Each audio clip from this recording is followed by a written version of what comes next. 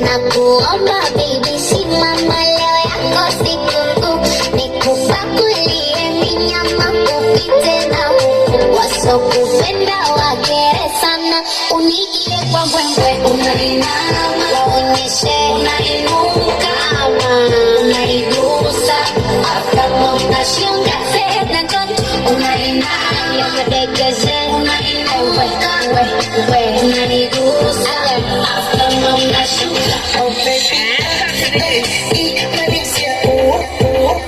Asante sana DJ Mkono wa Kazi, so shida zako baba.